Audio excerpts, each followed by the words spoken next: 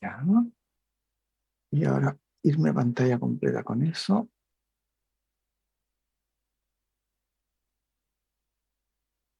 Ya, ahí estamos. Cortemos todo lo que está aquí.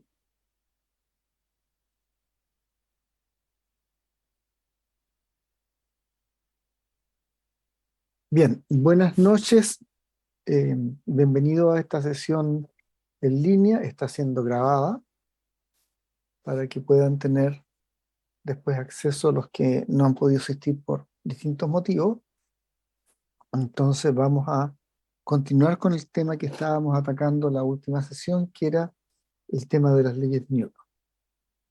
Lo último que yo hice comentarios fue que la definición de masa, ¿no es cierto? La definición de masa en física y en general esta es la definición aceptada, hasta aquí por lo menos, es que uno hace un experimento en un sistema inercial, es decir, un sistema que hace evidente que los objetos son inertes, no son capaces de cambiar por sí mismos su estado de movimiento sin que haya un agente externo. Y en ese sistema, ¿no es cierto? Una vez que encuentro un sistema inercial, dice voy a tomar dos objetos, los voy a hacer interactuar con algún mecanismo. Ese mecanismo podría ser, por ejemplo, conectarlos con una cuerda, conectarlos con un resorte, u otro, por ejemplo, atracción magnética entre ellos. ¿Mm? ¿Y qué se hace en esa situación? Se mide las aceleraciones de ambos objetos. Y lo interesante es que se encuentra algo muy curioso, y es que cuando uno hace el cociente entre las magnitudes de las aceleraciones, a pesar de que ellas son funciones del tiempo, es decir, por ejemplo, este vector está cambiando en el tiempo y este otro también, siempre hay una proporcionalidad entre la magnitud de un vector y el otro. Por ejemplo, supongamos que, que este vector, el b, tiene una aceleración más pequeña que el vector a, y es dos veces más pequeña. Entonces uno se va a encontrar que el vector a tiene un tamaño que es dos veces más grande que el b, así que ese cociente sería 2, pero es 2 todo el tiempo. Es decir, el objeto cambia de posición, la aceleración cambia y sigue siendo la aceleración de b la mitad de la aceleración de a. Ese es un ejemplo, podría ser no la mitad, podría ser 3 o un medio o algún otro factor. Y este resultado es independiente del mecanismo de interacción, ya sea el anterior un cable o sea un resorte, el cociente es el mismo, incluso a pesar de que las magnitudes de estas aceleraciones son cambiantes en el tiempo. Sin embargo, su cociente no es cambiante, es una cantidad constante. Y lo que uno puede afirmar con eso es que el cociente entre las aceleraciones de cualquier par de objetos que están solitos, están interactuando uno con el otro, es un número. ¿Mm? Y no solamente ocurre eso, sino que además ocurre que las aceleraciones van en direcciones opuestas, ¿no? Entonces, eso uno lo puede, después lo va a usar también, ¿ya? El hecho de que las aceleraciones van en direcciones opuestas. Este número que uno obtiene, que lo he llamado K sub BA, se interpreta como si es más grande, ¿no es cierto?, que uno, como que la aceleración del A es más grande que la aceleración del B. Es decir, al A le cuesta menos cambiar su velocidad que al B. Y si este número, por ejemplo, fuera menor que uno, entonces la aceleración del A sería más pequeña que la aceleración del B, y uno diría que al A le cuesta más cambiar su velocidad que al B. Cuando uno habla de cambiar su velocidad, sabemos que los objetos si son perfectamente inertes, ¿no es cierto? Significa que ellos por sí mismos no pueden cambiar su velocidad, pero un agente externo sí lo puede. Solo que hay objetos a los cuales cuesta más cambiarle la velocidad que a otros, o sea que la aceleración es más pequeña que para otros. ¿Mm? Entonces, ese número mide una propiedad intrínseca de las partículas, que es cuánto les cuesta cambiar la velocidad. Ya sabemos que la aceleración es algo que va a medir el cambio de velocidad. Entonces se introduce una definición de masa haciendo lo siguiente. En el sistema inercial, ¿no es cierto?, se pone a dos partículas a interactuar con una única interacción, por ejemplo, podría ser conectadas con un resorte, pero se escoge que una de ellas sea una partícula especial. ¿Ah? Esa partícula es el kilogramo. Entonces se tiene un kilogramo, ahí lo dibujé, ¿no es cierto?, con una figurita para indicar una típica pesa. ¿Mm?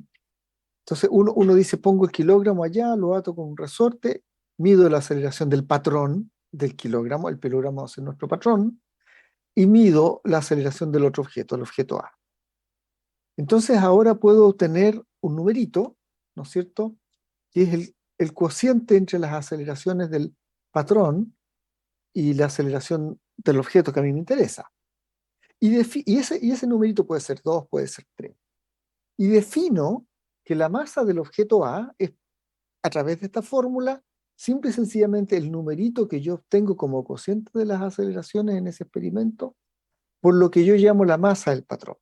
Si el patrón se llama kilogramo, voy a decir que tiene 1 kilogramo de inercia o de masa. Y si este factor es 2, entonces 2 por 1 me va a dar que la masa del objeto A es 2 kilogramos. De esa manera yo calculo las masas de los objetos en un experimento. Así es que si la constante K sub AP fuese menor que 1, entonces daría otra cosa. Veámoslo en un ejemplo más concreto. Aquí voy a poner esta herramienta grandecita. Entonces tengo aquí, imagínense que tengo un resorte interactuando con el kilogramo. ¿Ya? Y acá tengo otro objeto. Y lo echo a correr. Ahí se mueve, le doy un impulso inicial y mido las aceleraciones. Y encuentro que esta aceleración es, qué sé yo, para allá, por ejemplo, y esa es la aceleración del patrón, ¿no es cierto? Y su tamaño es, no sé, en cierto instante de tiempo, qué sé yo, 2 metros sobre segundo cuadrado. Y encuentro que la aceleración del otro objeto es más grande. ¿Ya? Entonces el objeto que lo voy a llamar A tiene un tamaño de aceleración que, por ejemplo, 3 kilogramos, 3 kilogramos, 3 metros sobre segundo. Entonces ahora yo hago el cálculo de esta constante que llamamos caso A, caso AP, que es el cociente entre la aceleración del objeto A y la aceleración del objeto patrón. Estoy comparando cuánto acelera A respecto del patrón. Este es el objeto A, este es el patrón. Y este patrón es el kilogramo. Entonces aquí estoy encontrando que el objeto A tiene un factor que es 3 sobre 2. Por supuesto que si yo invierto esta relación, caso AP, sobre la aceleración del A, entonces lo que voy a encontrar es el inverso. Pero ese número se llama el inverso del 2/3. Ese se llama K sub PA. ¿Ah? Hay una diferencia pequeña entre K sub AP y K sub PA. Ellos se relacionan por esta propiedad.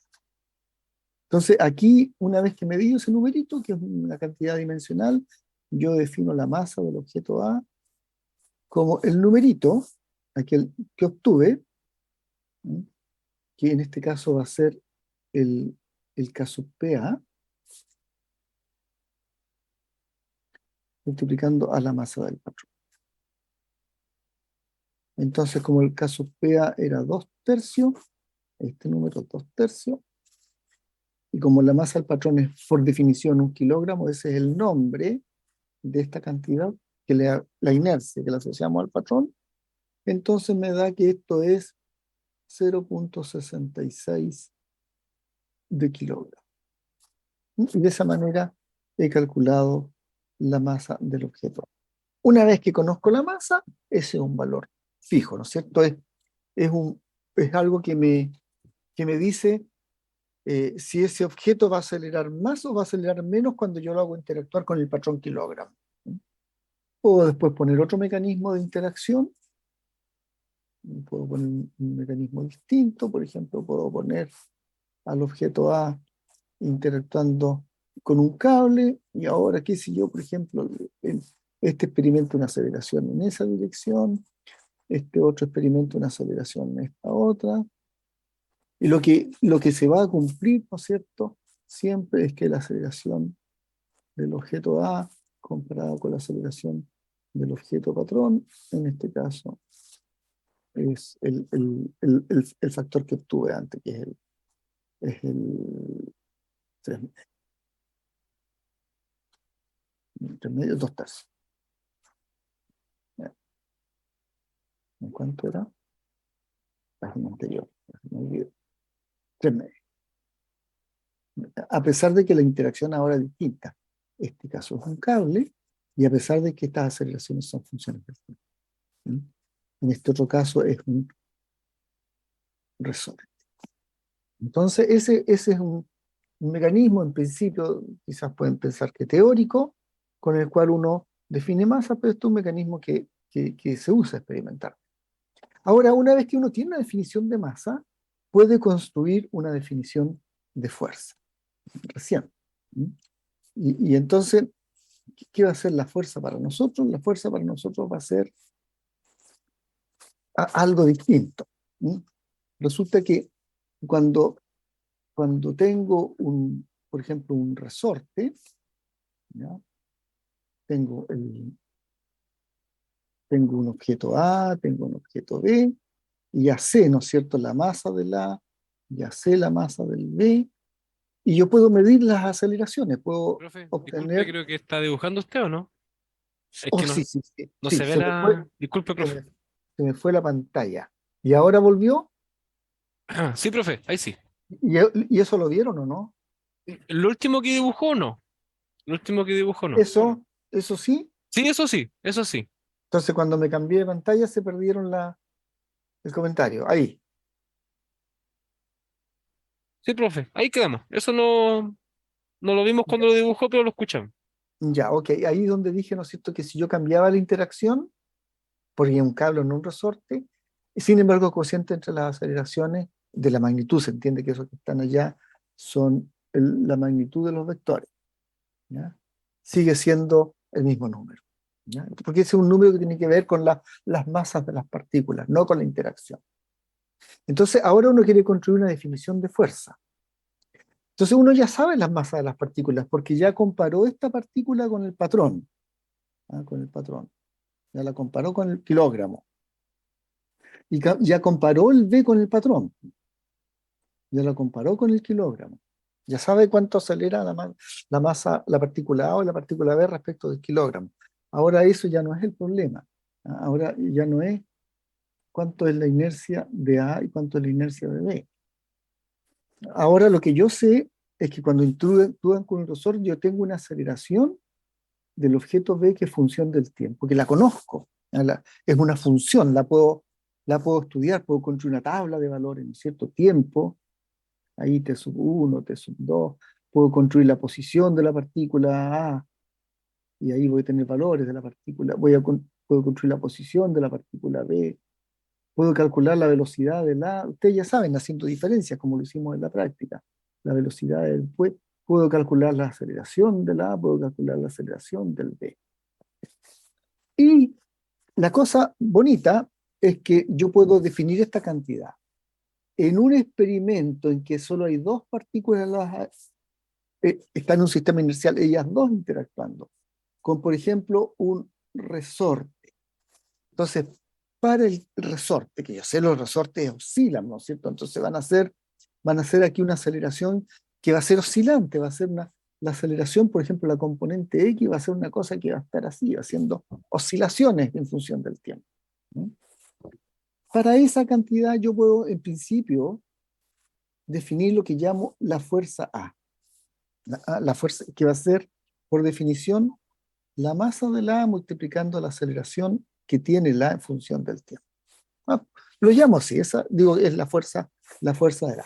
Pero esta fórmula es bien especial, pues esta fórmula que está aquí es solo lo que yo obtengo bajo la acción del resorte. Y resulta que ahora comparo ese vector, lo comparo con estos, los que tengo acá. Y resulta que si los comparo, pasa una cosa maravillosa, que yo encuentro que eso que llamé la fuerza bajo la acción del resorte que siente A, es proporcional a la diferencia de posición que hay entre la partícula A y la partícula B.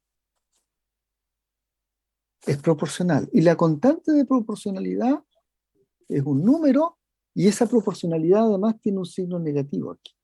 O sea, la componente X, bajo la acción del resorte, que es una función del tiempo, siempre es proporcional a la componente X del A, que es una función del tiempo, menos la componente X del B. Lo mismo pasa con la componente Y del resorte, bajo la acción del resorte. Eso siempre es proporcional a la diferencia de posición de la componente Y de la partícula A como función del tiempo menos la coordenada de perdón, esta partícula A y esta es la partícula B como función del tiempo y la componente Z. O sea, esto que está aquí para un determinado resorte es de esta manera. Esto sería Z sub A como función del tiempo menos Z sub B función del tiempo. Eso uno puede hacer experimento y lo verifica. Y lo verifica con una precisión extraordinaria. Yo tendríamos que ir al laboratorio de física y ahí tomar datos y dirían, qué increíble la precisión de ese resultado. ¿Mm? Entonces, por un lado yo tengo aquí masa por aceleración bajo la acción de un único resorte y por otro lado tengo los valores de posición. Y encuentro que para todos los resortes se cumple. Esto es cierto para todos los resortes, pero con distinto K. Para todos los resortes, esto es cierto, pero con distinto valor K. Distinto valor de la constante de proporcionalidad. Y esto que tiene uno aquí se llama ley de fuerza del resorte. Ley de fuerza del resorte. Entonces, la fuerza que siente la partícula A debido a la partícula B es proporcional con alguna constante a la posición de la partícula A menos la posición de la partícula B. Y ahora, lo interesante es que la partícula B siente debido a la A una cosa que es similar. Y uno encuentra, si uno mira las tablas de datos, uno encuentra que la proporcionalidad es la misma, solo que ahora la constante está con un signo más al frente.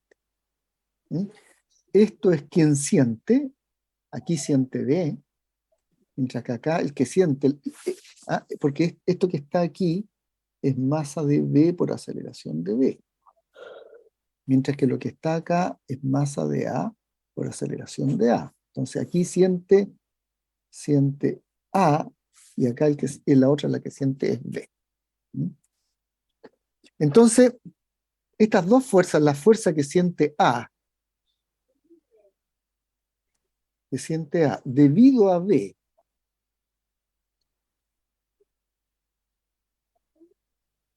igual a menos la fuerza que siente B, aquí siente B,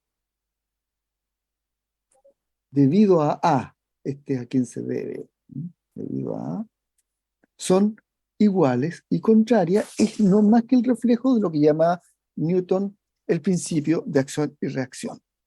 ¿No? Que acción y reacción, la tercera ley de Newton, acción y reacción.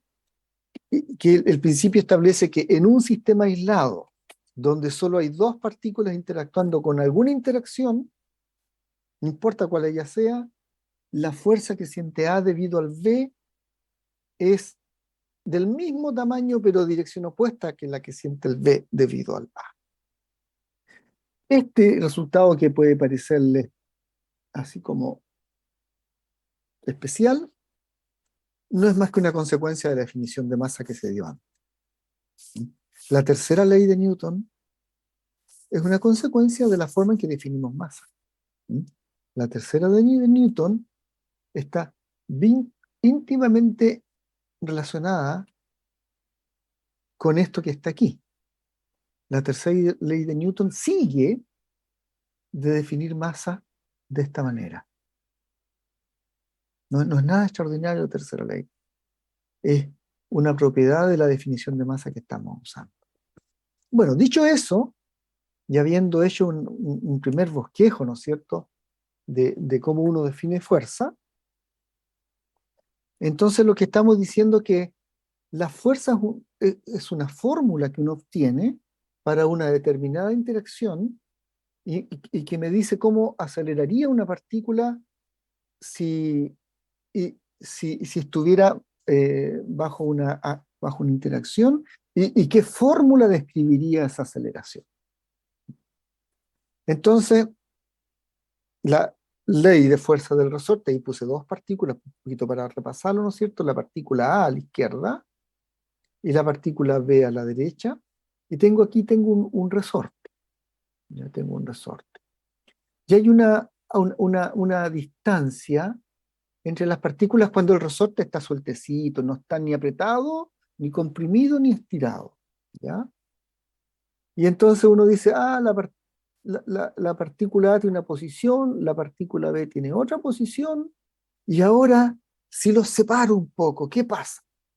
Entonces, bueno, cuando los separo un poco y mido la aceleración que experimenta el B, encuentro que esa aceleración tiene que ver con la diferencia de posición entre el B y el A.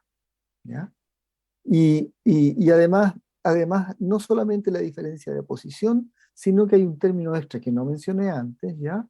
Hay un término extra que es el largo natural que tiene el resorte cuando no está deformado. Veámoslo acá, veámoslo en la figura. ¿Mm? Imagínense que la partícula A uno la sujeta la sujeta con un clavito y aleja la partícula B. Entonces, cuando la aleja, este resorte le va a hacer una fuerza a la partícula B que va a tratar de tirarla para la izquierda. Pero esa fuerza va a crecer con el tamaño de esto.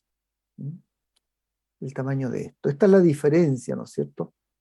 La diferencia entre... todo este vector es la diferencia entre la posición del vector rojo B y el vector rojo A. Sin embargo, el E0 es el largo natural de la cuerda. Entonces, cuando la cuerda se estira en esta cantidad, esta letra griega corresponde a delta. Cuando la cuerda se estira en delta, el resorte genera una fuerza que tira a la partícula B y la trata de hacer moverse en la dirección de A. ¿Ya? Y esa fuerza es proporcional a esa diferencia de posición, ¿no es cierto? La diferencia de posición RB menos RA y el estiramiento. ¿Y qué es el estiramiento? Entonces, eso uno lo puede estudiar en un sistema inercial y encuentra esta fórmula que está abajo. Si uno comprime en vez de estirar, pasa exactamente lo mismo. Pasa exactamente lo mismo.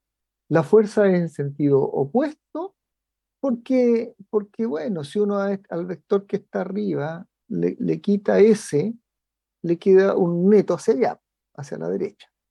Entonces el resultado es una fuerza hacia la derecha. Si uno comprime el resorte, en vez de tratar de atraer a la partícula B hacia A, trata que se aleje de A.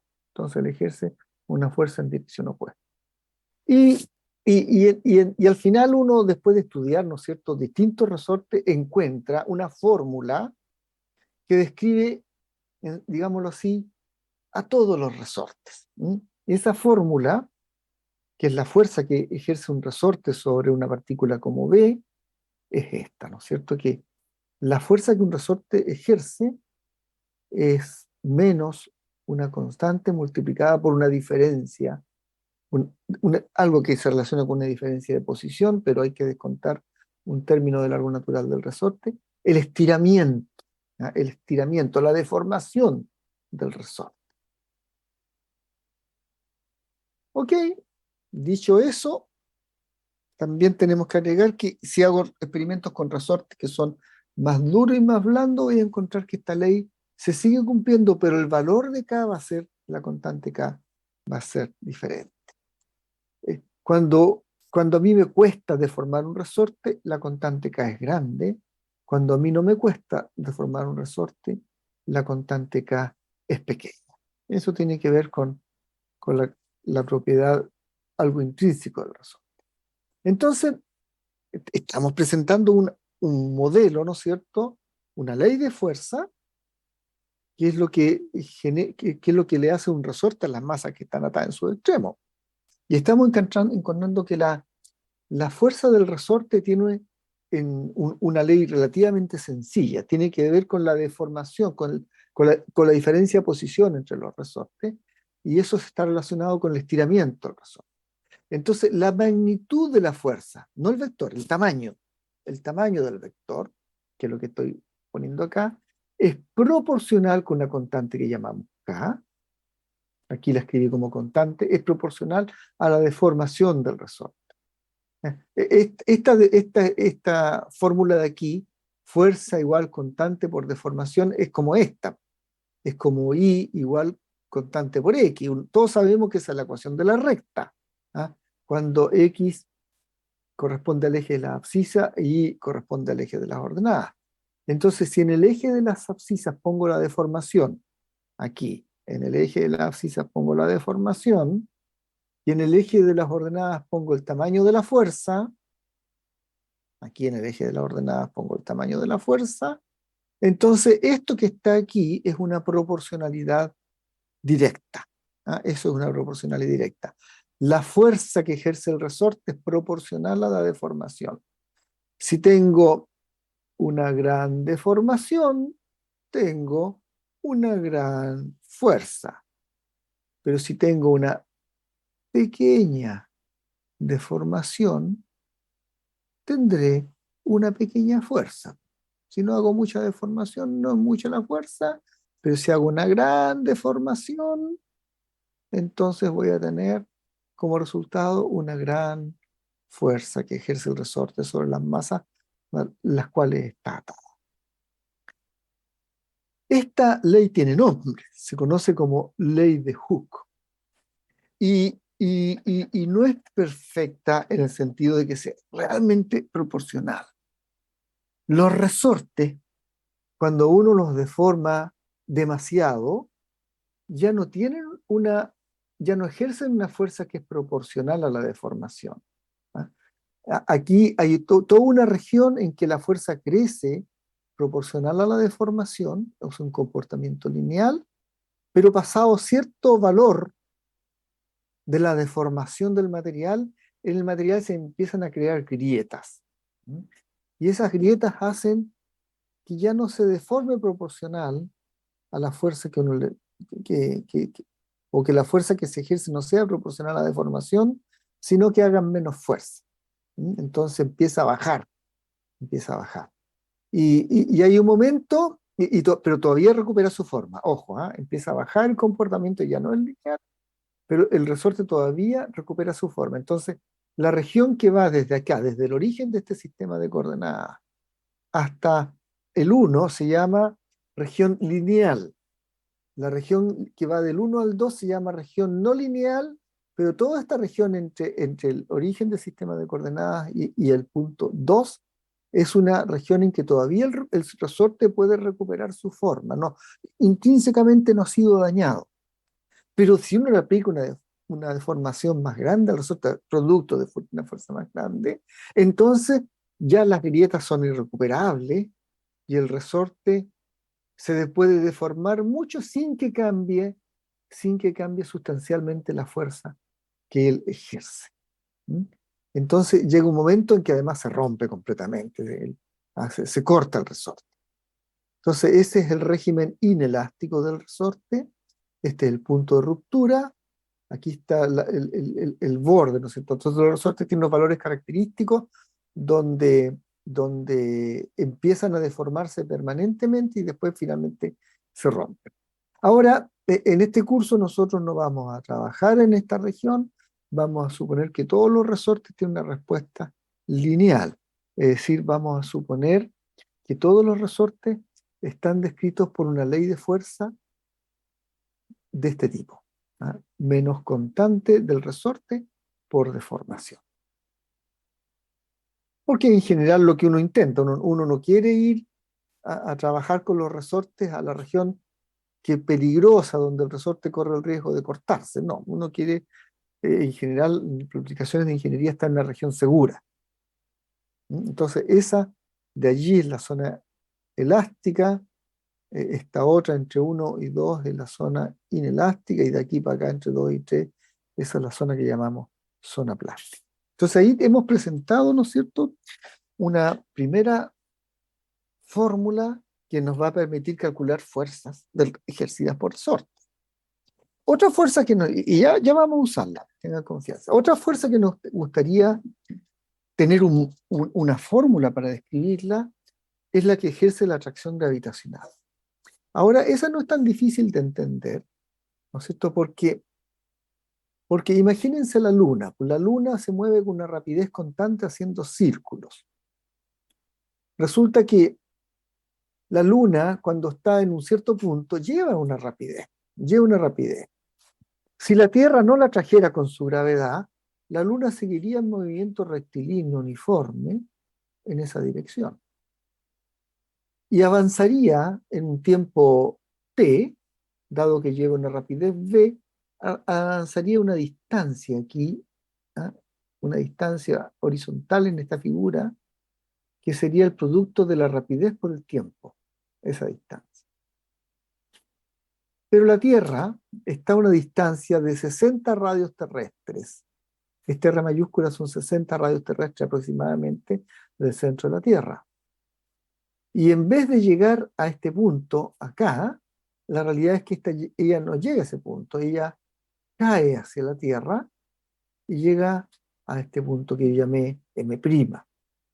Y cae el vector en rojo, cae una distancia h en esta dirección, ¿ah? Porque no llega allí, sino que llega allá. Por lo tanto, cae hacia la Tierra. En vez de ir a dar allá, cae hacia la Tierra y llega a este punto.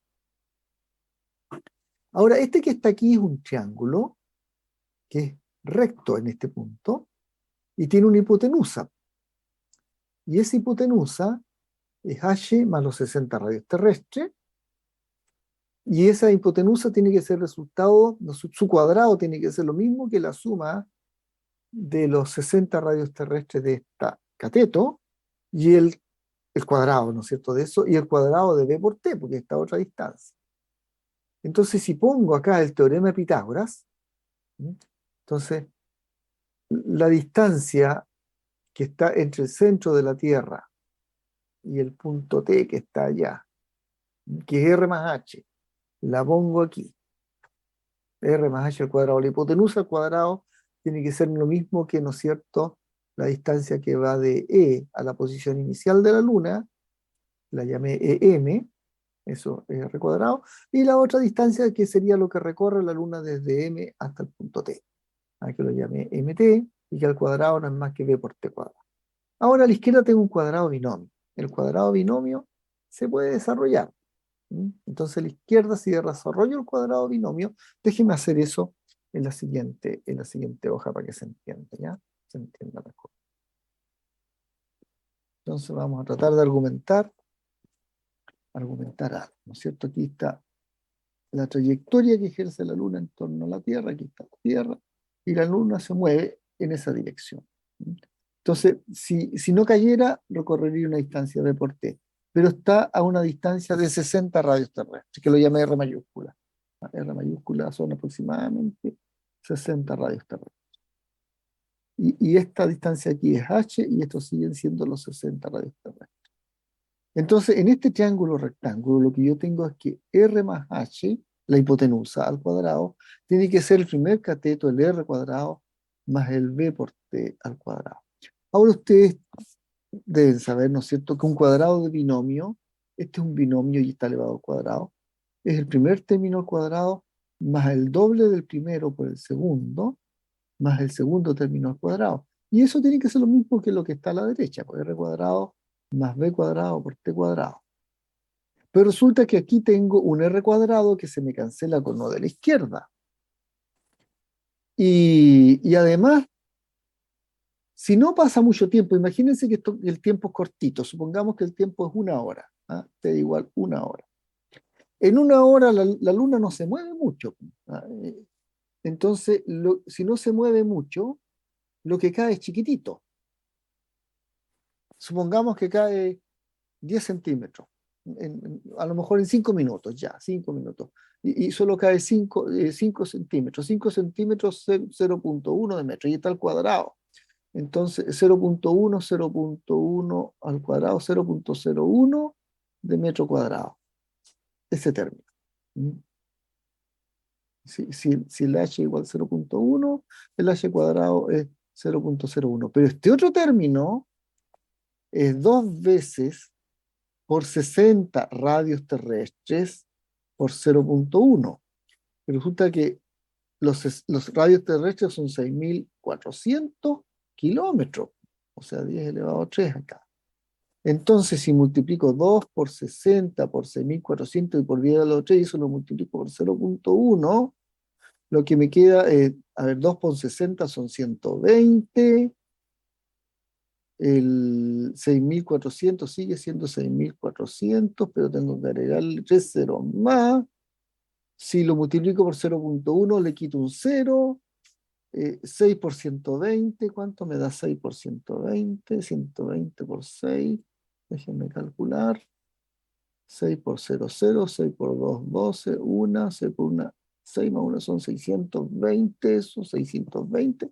Entonces todo esto vale 620 seguido de... Ay, multipliqué 6, debía haber multiplicado 6,4. Bueno, ya no voy a cometer mucho error. 1, 2, 3, 4, 5 ceros. 1, 2, 3, 4, 5 ceros. O sea que este número que está aquí a la izquierda, voy a marcarlo con un color distinto, con un color verde, este es 620, no, 6.200.000, mientras que este otro es apenas 0. Estos 6.200.000 metros cuadrados, pero este otro 0,01. ¿Sí?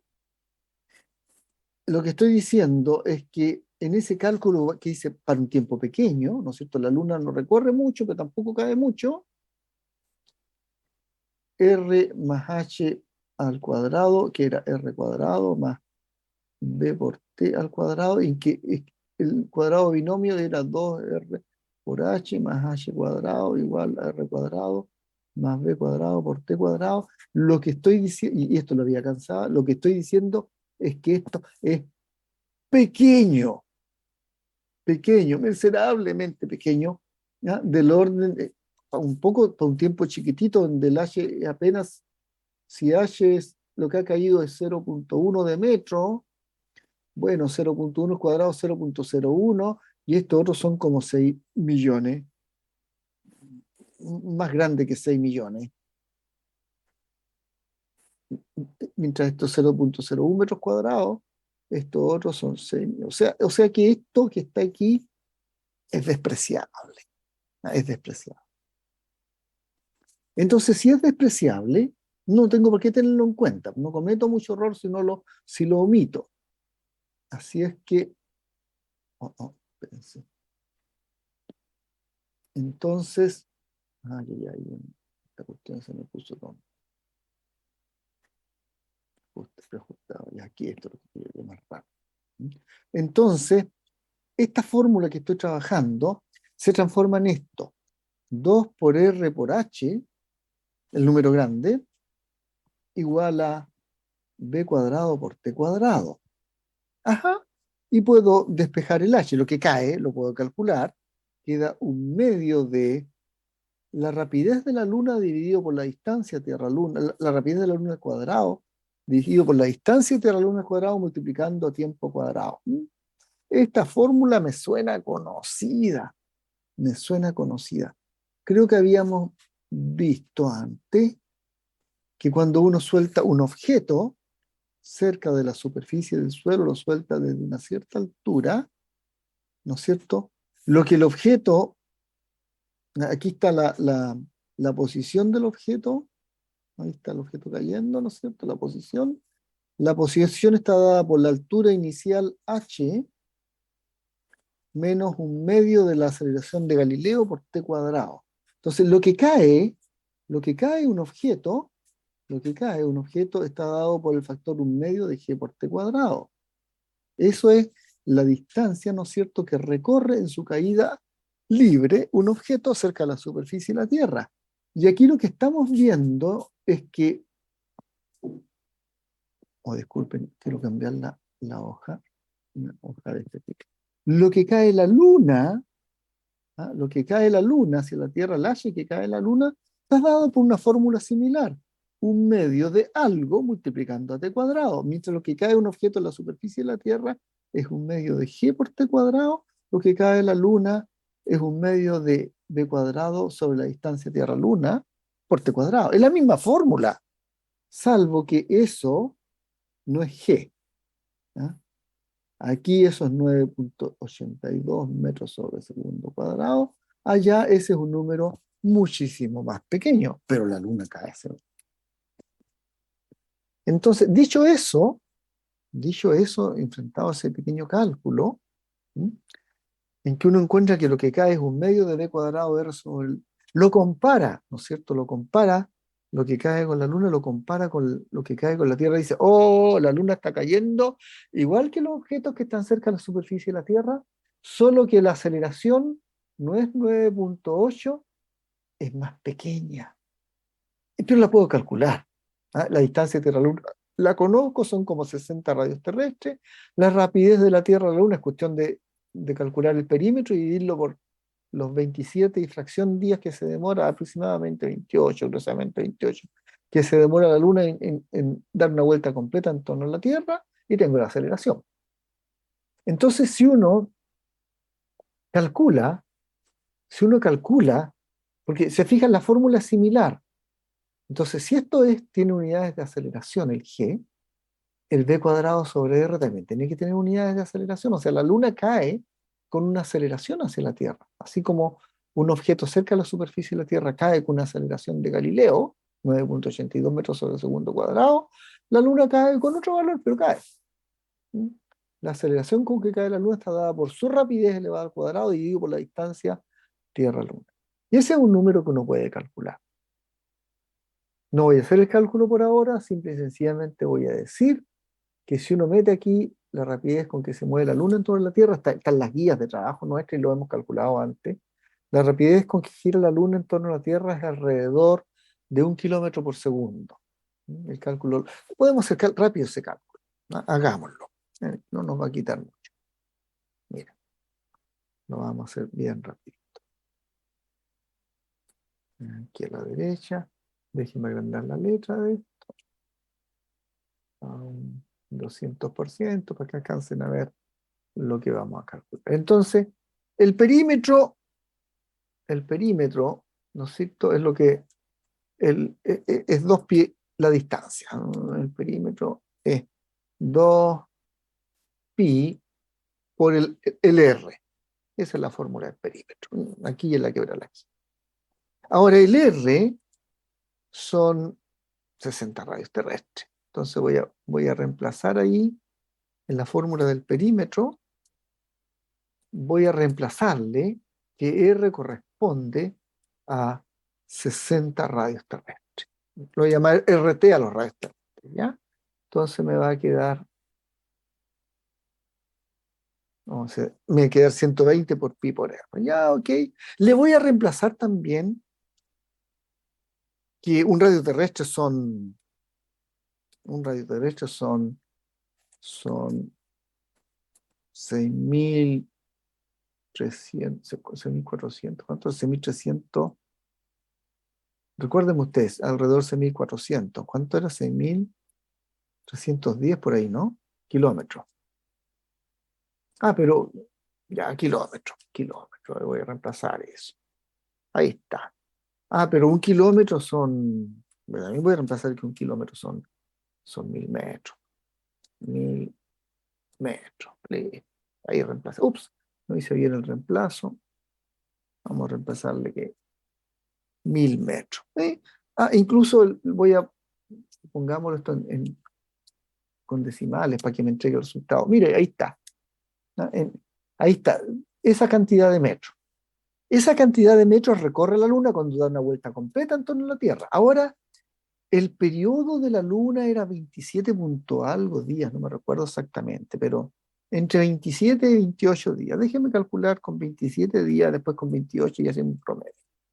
Entonces, el tiempo que se toma, alrededor de 27 días y fracción, 27 días. Pero un día corresponde a 24 horas y una hora corresponde a 60 minutos y un minuto corresponde a 60 segundos. Así que ahí tengo, ¿no es cierto?, el perímetro. Ahora este cálculo lo quiero llamar de otra manera para no estar tan cargoseando todo. Entonces voy a llamarlo P al perímetro, ¿ya? Para que sea más fácil. Y al tiempo lo voy a llamar T, para que no me sea tan complicado. Y voy a calcular, ¿saben que voy a hacer algo mejor? A esto le voy a llamar DT. Distancia recorrida, y este DT. Sí, me va a resultar más familiar. Entonces, la rapidez tiene que ser lo que recorre dividido por el cambio de tiempo. Ups. ¿Cuánto me salió? 1019 metros cada segundo, casi 1 kilómetro por segundo. Claro, calculé usando 27 días. Si hubiera usado 28 días, no hace mucha diferencia. Miren, un poco más lento. Pero yo sé que está entre medio, ya pongámosle 27.5. No recuerdo la cifra exacta, si son 27.5.3, pongámosle un promedio, va, para tener un resultado más realista. Entonces, eh, maravilloso. La Luna va con una rapidez,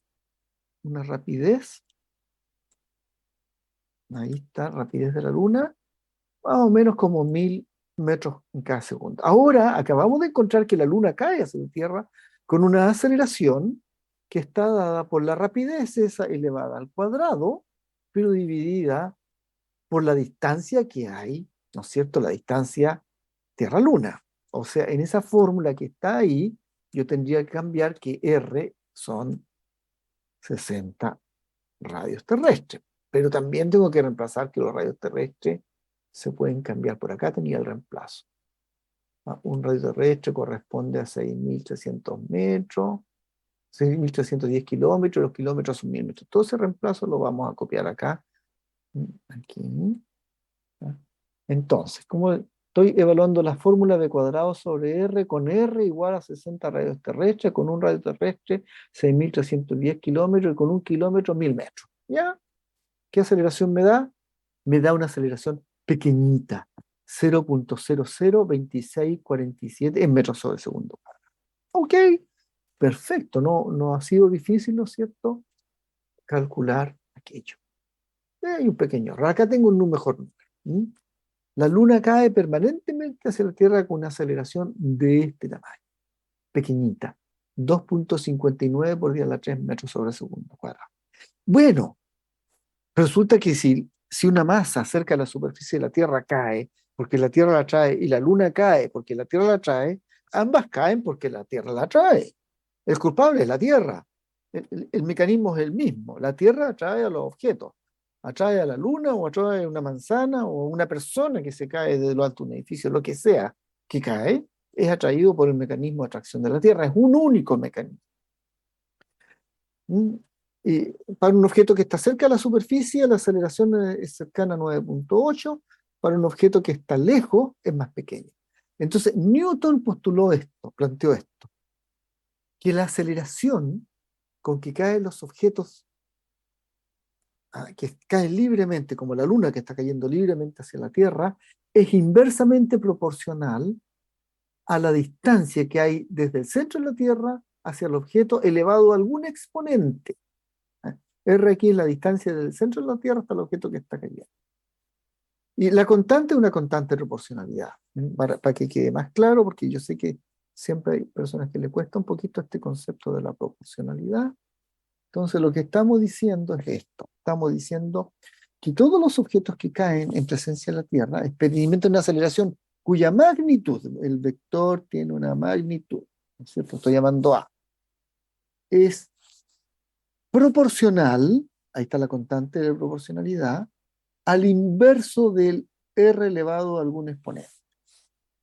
Eso, plantea Newton, tiene que ser cierto. Entonces la constante la llamamos, ya, estamos llamando C, y al U partido por Rn, ahí está el factor ser proporcional a esto. La aceleración es proporcional, a esto, a 1 partido por R elevado a. Entonces lo interesante sería conocer cuánto vale C y cuánto vale el exponente n. Y no es difícil, porque tenemos datos. ¿Ah? Tenemos el valor con que cae la Luna y el valor con que caen los objetos que están cerca de la superficie de la Tierra. Entonces, si R acá estoy tomando R con otro sentido, ya discúlpenme, aquí estoy tomando R como el tamaño, el radio de la Tierra, y eso los puede confundir un poco. Claro, porque un objeto que está cerca de la superficie de la Tierra, su distancia al centro de la Tierra es el radio de la Tierra, pues así que este R es el radio de la Tierra. Así que para un objeto que está cerca de la superficie, su distancia al centro de la Tierra es aproximadamente el radio de la Tierra, pero un objeto como la Luna, que está a 60 radios terrestres, su distancia es 60 radios terrestres. Y en primer caso, la aceleración vale 9,8 y en el 9,82 exactamente. Y en el segundo caso, la aceleración vale 2,59 por 10 a la menos 3. Todos son metros sobre segundo cuadrado. Entonces tengo dos ecuaciones, la de arriba y la de abajo, que me permiten calcular. Si tengo dos ecuaciones y dos incógnitas, el radio terrestre no es incógnita. Lo que es incógnita es el exponente y el factor C. Puedo calcular ambos. Entonces, por ejemplo, si hago el cociente entre la de arriba y la de abajo, entre la aceleración cerca de la superficie de la Tierra y la aceleración de la Luna, que está lejos de la superficie de la Tierra, entonces si hago ese cociente, aquí los factores C se van a cancelar. Hagamos esa álgebra en la tableta. Hagamos esa álgebra en la tableta. Entonces, voy a comparar la aceleración que experimenta un objeto que la Luna, la voy a comparar con la aceleración que experimenta la Tierra. Entonces, la Luna tiene una aceleración que era 2,59 por 10 a la menos 3, la Tierra es un 9,82. Sin embargo, hemos planteado que la aceleración de la Luna es proporcional a la distancia Tierra-Luna, que son más o menos 60 radios terrestres, pero elevado a un exponente desconocido. Y hemos planteado que la aceleración de la Tierra es proporcional a la distancia al centro de la Tierra, elevado al mismo exponente. Aquí podemos apreciar que esto se cancela con eso porque estamos dividiendo y nos queda, el numerador nos queda 1 partido por 60 elevado a n por el tamaño de la Tierra elevado a n, y en el denominador nos queda 1 partido por el tamaño de la Tierra elevado a n. O lo que está a la derecha se puede escribir como 1 partido por 60 elevado a n, multiplicando 1 partido por el radio de la Tierra elevado a n, y lo que está en el denominador como 1 partido por el radio de la Tierra elevado a n. Entonces ahora miro que eso es lo mismo que esto y los cancelo porque puedo dividir por los mismos números, y me queda que esto es 1 partido por 60 elevado a n. Entonces eso es lo mismo que 2,50 y algo, 59 por 10 a la menos 3, y el otro es 9,80, 9,80. Eso. El inverso de ese número, es 60 elevado a n, y eso tiene que ser 9,8 dividido por el 2,59 por 10 a la menos 3, y eso es algo, es un numerito que lo puedo escribir allá. Así que 60 elevado a n tiene que ser igual a ese numerito, y vamos a ver aquí cuánto vale ese numerito. Entonces voy a ir a mi calculadora genial que tengo, Y vamos a calcular ese número aquí. Entonces, ¿qué tenía yo? Que 60 elevado a n tiene que ser igual a 9.8, o aproximadamente 9.8 dividido por 2.59. Déjeme asegurarme de poner bien ese numerito. Los paréntesis, Camilo, los paréntesis, pucha que son importantes los paréntesis. Por 10 elevado a la menos 3. Cuando uno se olvida los paréntesis, no se asegura con paréntesis, queda la crema en los cálculos. Entonces, esa es la ecuación. En esa ecuación lo único que no conozco es n, entonces la vamos a resolver. Déjeme llamarla equation. Equation. A ver, equation, ¿qué es lo que es equation? Equation es eso. Entonces voy a resolver equation. Vamos a ir a este software que resuelva la ecuación que está arriba para n. Y que me diga el valor. No la resolvió. Claro, porque no le dije sol. Ahora sí. Y no la resolvió. Ah, sí, sí, la resolvió. La encontró. Mire, me dijo que n era casi 2, 2.01. Quizás si mejoro los valores, la distancia de la Tierra a la Luna es 60. Eh, por ahí, 58.9, 58 punto algo. A lo mejor puedo mejorar los números. Pero el n es casi 2. Entonces, con los, con los datos imperfectos que le entregamos nos salió que n es 2.01. Si le ponemos mejores valores a la distancia, al tamaño de la Tierra, si medimos con más precisión, ¿no es cierto?, la aceleración de la Luna, de cualquier objeto que caen cerca de la Tierra, si calculamos mejor el periodo con que se demora, ¿no es cierto?, la Luna, damos mejor la cifra con que la Luna se toma en girar en torno a la Tierra, entonces ya no voy a llegar a 2.01, voy a llegar a un número que es más cercano al valor correcto. Lo que se obtiene es 2. Si uno pone los buenos números, lo que se obtiene es 2.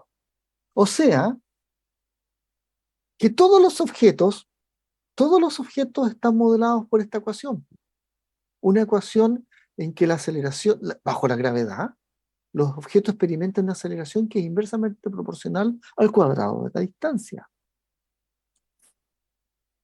Todos los objetos experimentan una aceleración que es inversamente proporcional al cuadrado de la distancia. La atracción de gravedad para cualquier par de objetos, la aceleración que ellos experimentan es, claro, proporcional a 1 partido por r elevado al cuadrado. Voy a graficar eso. Aceleración versus distancia entre los objetos. Entonces, cuando estoy en una cierta distancia, tengo un valor. Si aumento la distancia al doble, la aceleración baja a la cuarta parte. Si me voy al triple de distancia, la aceleración baja al noveno. Y así. Esa es la proporcionalidad inversa con el cuadrado. Mientras más lejos, R más grande, aquí estoy con un R más grande, R grande, más pequeña la aceleración. Mientras más cerca, más grande la aceleración. Por ejemplo, si estoy a un radio terrestre, entonces la aceleración es 9.82, pero si estoy allá por 60 radios terrestres, entonces el tamaño de la aceleración es 2.59 por 10 a la menos 3 metros sobre segundo. Es una aceleración que va con el inverso de la distancia. Mientras más lejos, menos. Y decrece con el inverso del cuadrado, va peor. Ahora, resulta que, resulta que, resulta que esa es la aceleración, por ejemplo, la aceleración de la Luna va a estar descrita de esa manera. Entonces, la aceleración de la Luna va a ser una constante, ¿no es cierto?, por la distancia Tierra-Luna elevado al cuadrado. Mira, ve. Si multiplico esto por la masa de la Luna a ambos lados, entonces tengo que tener la fuerza que siente la Luna. Ajá, la fuerza que siente la Luna es masa de la Luna multiplicado por la constante dividido por la distancia Tierra-Luna al cuadrado. Mira, ¿ves? Ahora, esto que le pasa a la Luna tiene que ocurrir en la Tierra también. La fuerza que experimenta la Tierra tiene que cumplir. La Tierra también trata de caer hacia la Luna. No nos damos cuenta, cae poquito. Tiene mucha inercia. La aceleración que tiene experimenta debido a la Luna chiquitita porque tiene una tremenda masa. Pero la fórmula también tiene que ser similar. Masa de la Tierra dividido por distancia Tierra-Luna, solo que la constante no tiene por qué ser la misma. Cambia un poquito. Y resulta que el principio de acción y reacción dice que, esto está cuadrado también, el principio de acción y reacción dice que, necesito otra página, dice que la fuerza que experimenta la Luna debido a la Tierra es igual a la fuerza que experimenta la Tierra debido a la Luna, pero con distinta dirección. Y acabo de encontrar que la fuerza que experimenta la Luna tiene un tamaño que es masa de la Luna por una constante dividido por la distancia Tierra-Luna al cuadrado, y que la fuerza que experimenta la Tierra es la masa de la Tierra por una constante diferente por la distancia Tierra-Luna al cuadrado. Profe, disculpe, no se ve lo que está Oh, escribiendo. sí, gracias, gracias, Disculpe, gracias. profe. Se me Sí, no, olvidó. no, muy bien, no me pidas disculpas, me parece muy bien. Lo repito el argumento, ya, porque es muy Gracias, importante gracias. entenderlo. Una página nueva. Entonces, ahora estoy diciendo lo siguiente, aquí está la Tierra, ¿no es cierto? Y aquí está la Luna.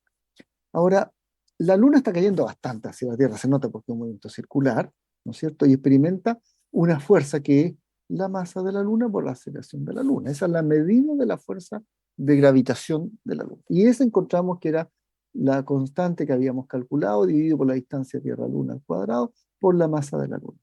Pero la Tierra, por el principio de acción y reacción, esta es la fuerza que experimenta la Luna, experimenta una fuerza igual. Solo que la aceleración que siente la Tierra es chiquitita porque la Tierra tiene una tremenda masa. Comparada con la de la Luna es muchísimo más grande, entonces acelera poquito. Pero acelera, trata de caer hacia la Luna, pero cae poquito. Entonces, esa tiene el mismo tamaño que FL, pero la dirección es opuesta. Entonces aquí tengo fuerza que experimenta la Luna y acá voy a escribir la fuerza que experimenta la Tierra. Entonces la Tierra experimenta una fuerza cuyo tamaño, masa de la Tierra por aceleración de la Tierra, tiene que ser tiene que ser la misma forma que esta. Entonces otra constante por la masa de la Tierra dividido por la distancia Tierra-Luna al cuadrado, porque las causas son las mismas.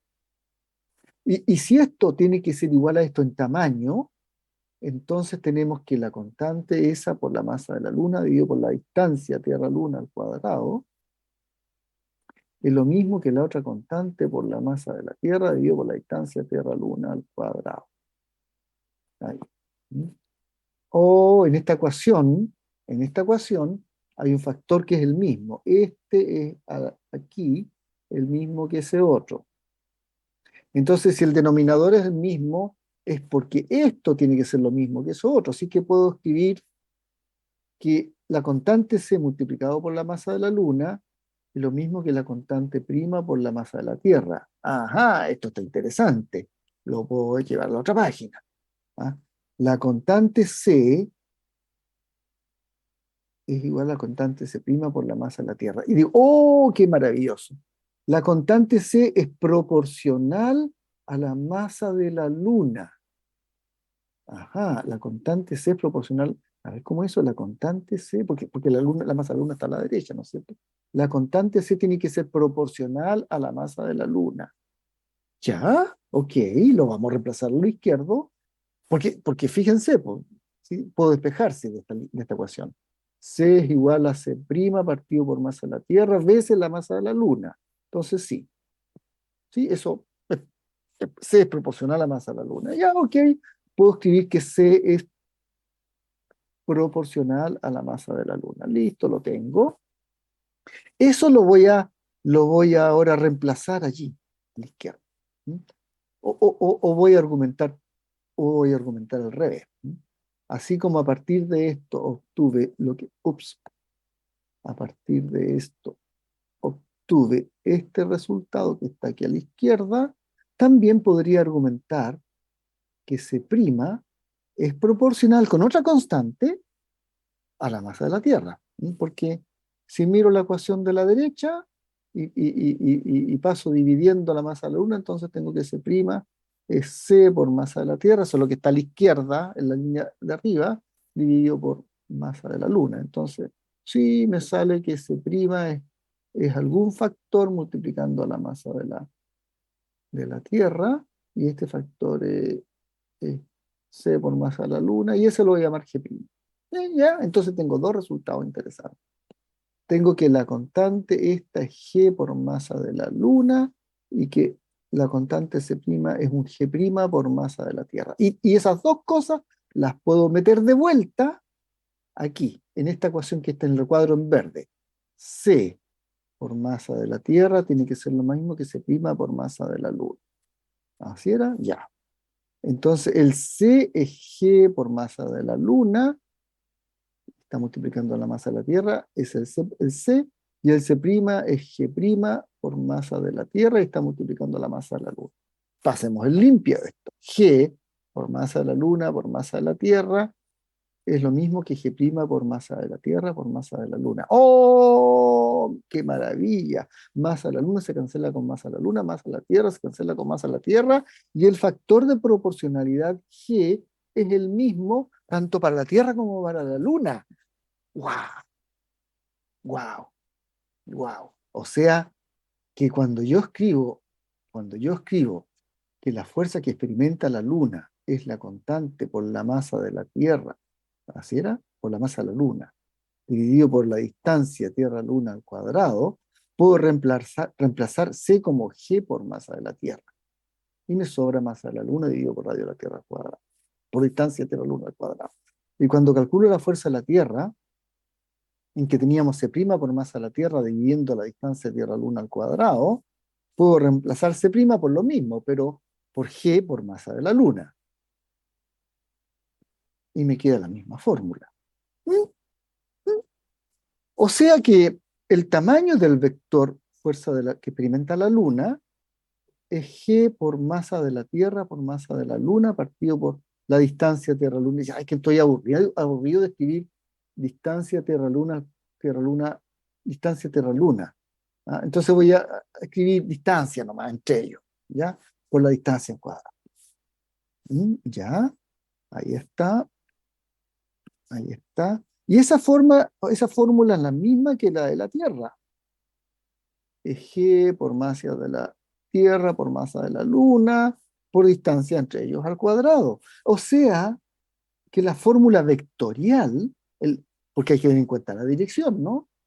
La fórmula vectorial de la atracción que experimenta la Luna debido a la Tierra, esa fórmula es un vector, ¿no es cierto? Es un vector cuyo tamaño es una cantidad que estamos llamando G mayúscula, multiplicando la masa de la Tierra, multiplicando la masa de la Luna y dividido por la distancia entre ellos al cuadrado. Aquí está la masa de la Luna, aquí está la masa de la Tierra.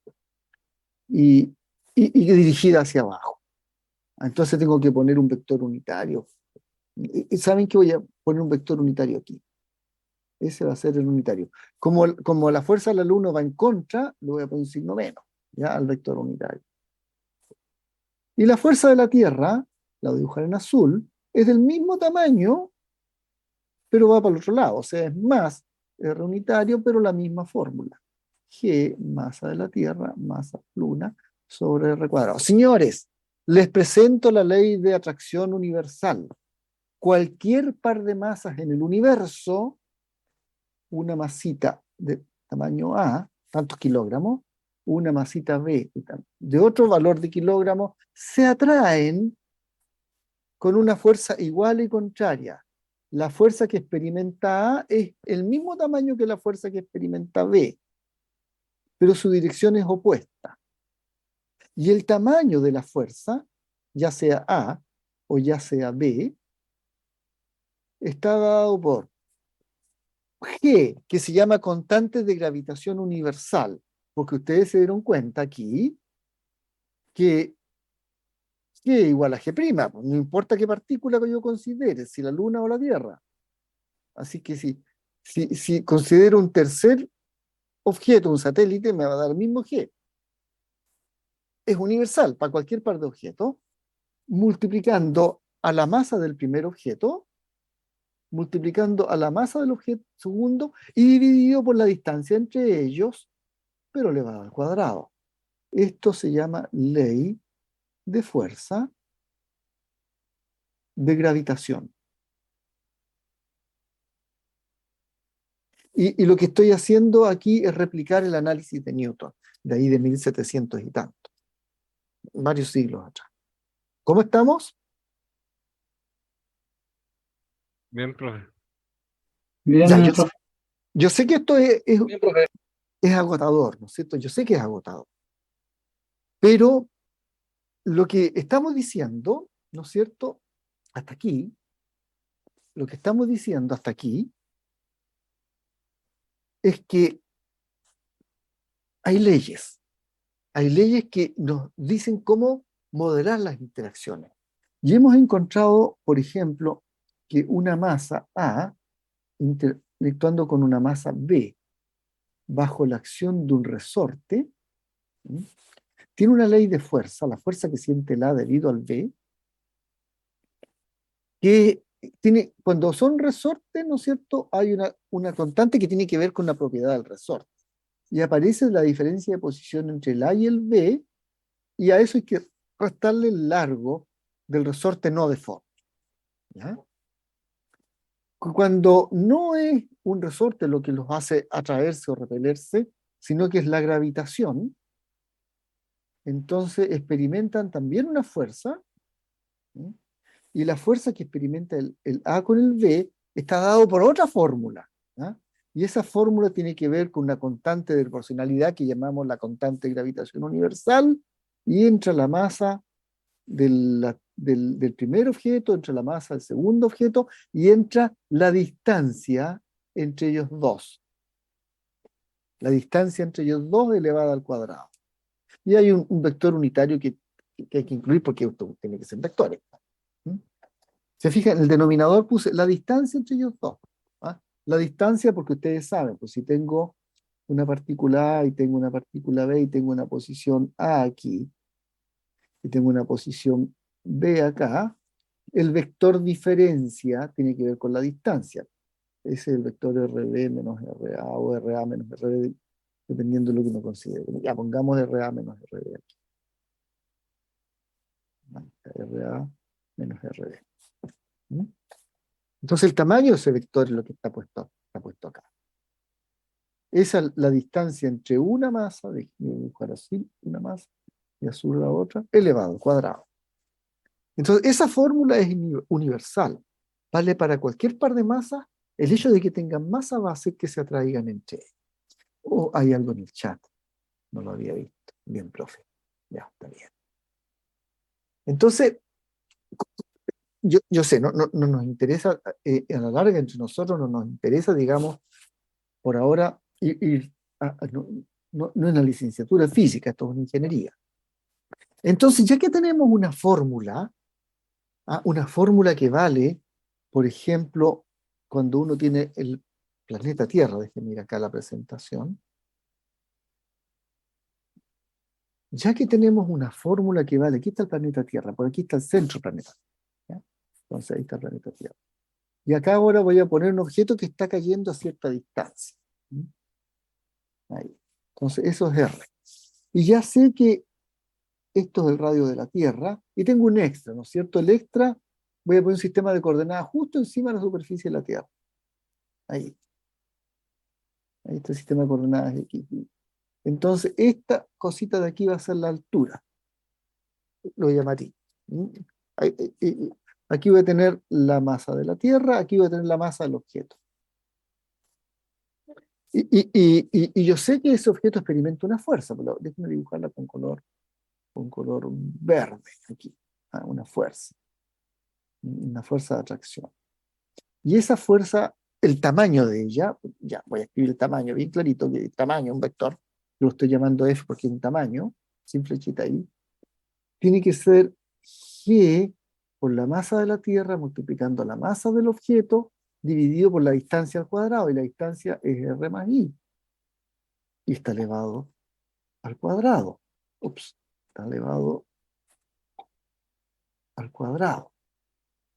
Pero generalmente I es pequeñita, ¿va? El radio de la Tierra son 6.400 kilómetros aproximadamente, y la altura, bueno, los aviones volarán a 10 kilómetros de altura.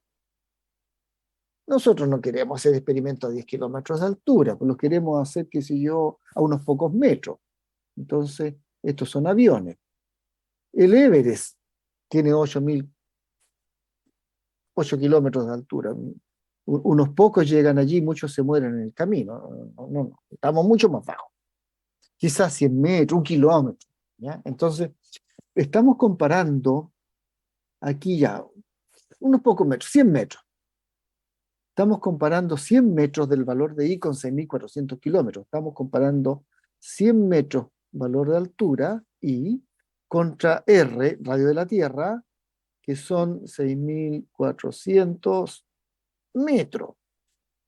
Obviamente que I es tan chiquitito comparado con R, que en esta fórmula de arriba, el I que estoy pintando ahora que quiero pintar en rojo, que estoy pintando rojo, el I es mucho más chico que el R, que voy a pintar ahora en azul. ¿Mm? El R. El R es mucho más grande que el I. Entonces, si el R es mucho más grande que el I, déjenme recortar esta fórmula para poder seguir con el hilo lógico. Entonces la tomamos, la copiamos, abrimos una página nueva, pegamos allí la fórmula, pegue. Ay, no me pegó ya. La escribo nomás. ¿Mm? Entonces, la fuerza que experimenta un objeto de masa m, el tamaño de la fuerza, perdón, el tamaño, es g por la masa de la Tierra, por la masa del objeto, dividido por la distancia, el tamaño, la Tierra más la altura extra. ¿Ah? Pero estoy diciendo que eso es muy chico cuando lo comparo con el radio de la Tierra. ¿Ah? Unos pocos metros, 100 metros, comparado contra 6.400 metros, ocha, el I es despreciable, ¿para qué lo tengo en cuenta? Así es que esto me queda así, G por masa de la Tierra dividido por radio de la Tierra hasta al cuadrado multiplicando M. Y resulta que este numerito, G por masa de la Tierra partido por el radio de la Tierra al cuadrado, justo es G minúscula, es la constante de Galileo. A ver, veamos. ¿Será cierto? Calculemos. Calculemos para convencernos. Calculemos. Aquí viene el calculito. G mayúscula es 6.67 por 10 a la menos 11 en el Sistema Internacional de Unidades. La masa de la Tierra son como 6.0 por 10 a la 24 kilogramos. ¿Ya? El radio de la Tierra son aproximadamente 6.400 kilómetros. Por kilómetro. Tengo que agregarle 3 ceros. ¿Ya? Y por lo tanto, lo que me interesa es G por masa de la Tierra y dividido por el radio de la Tierra al cuadrado. 9.8. Claro, si mejoro el cálculo, ¿no es cierto? Pongo ahí 6.310 y aquí en vez de 6.8 pongo, creo que la cifra mejor es 5.98, me parece que, ya no me acuerdo bien de los números, pero por ahí deberían dar un cálculo más preciso. ¿Qué me equivoqué? Sí, aquí, 5.98 por día 24. Masa de la Tierra, radio de la Tierra, resultado, 10, no puede ser. Eso es casi 6, 5.98. Me parece que estos son 6.370. Yo estoy, ya ni me acuerdo bien los números. Ahí está. ¿Mm? Ahí tiene su aceleración de Galileo. ¿Sí? Volvemos a la presentación. Entonces, este número que está aquí este número que está aquí, la fuerza que experimenta un objeto bajo la aceleración es G por masa de la Tierra partido por el radio de la Tierra. La fuerza que experimenta un objeto muy cerca a la superficie de la Tierra al cuadrado multiplicando la masa del objeto. Y este número es el G de Galileo, son los 9.82 metros sobre segundo cuadrado. O sea, que esto es masa del objeto que cae por la gravedad, por la aceleración de Galileo. ¿Ya? Entonces, en resumen, disculpe, otra paginita más. En resumen, la fuerza de gravitación, también conocida como fuerza de peso, que experimenta cualquier objeto que está cerca de la superficie de la Tierra, la fuerza de peso o gravitación es la masa del objeto multiplicado por la aceleración de Galileo. Y lo único que ocurre es que está como vector, está en contra de la vertical. Entonces tiene menos y unitario, donde aquí voy a poner el eje de las X para allá y el eje de las Y para arriba. Entonces tengo una ley de fuerza de gravitación cerca de la superficie de la Tierra. Uno toma la gravedad de Galileo, la multiplica por la masa del objeto y sabe con qué fuerza atrae la Tierra al objeto. Por ejemplo, para cerrar la clase, porque ya estamos pasados 3 minutos, ¿ya? Y para cerrar. Por ejemplo, ¿cuántos kilogramos masa alguno de ustedes? Seguramente alguno de ustedes está pesadito, ¿no es cierto? Y tiene una masa de 80 kilogramos. Así que usted masa, supongamos que ustedes tengan 80 kilogramos de masa. Usted, no le estoy preguntando cuánto pesa, le estoy preguntando cuánto masa. Yo creo que son 60 y tantos kilogramos lo que yo maso. Pero algunas personas masan 80 kilogramos. Ya, pongamos el ejemplo mío. Yo maso poquito. Maso como 65 kilogramos. Estoy flaquito. Mi peso, la fuerza de peso que yo experimento, el tamaño, es la masa mía por la aceleración de Galileo. O sea, son los 65 kilogramos por 9.82 metros sobre segundo cuadrado. Por lo tanto, yo peso 65 multiplicado por 9.82. Déjenme hacer el cálculo. 65 kilogramos y yo maso multiplicado por 9.82 metros sobre segundo cuadrado que yo peso, me da 638.3 en unidades de kilogramos, metros sobre segundo cuadrado. Estas unidades se llaman Newton. Se llaman Newton, así que mi peso son 638.3 Newton. No es lo mismo lo que yo maso que lo que yo peso. Se fijan, estamos haciendo los primeros cálculos de fuerza. Pero ya es la hora de cerrar. Hemos hecho una clase interesante. Hemos introducido 2 fuerzas.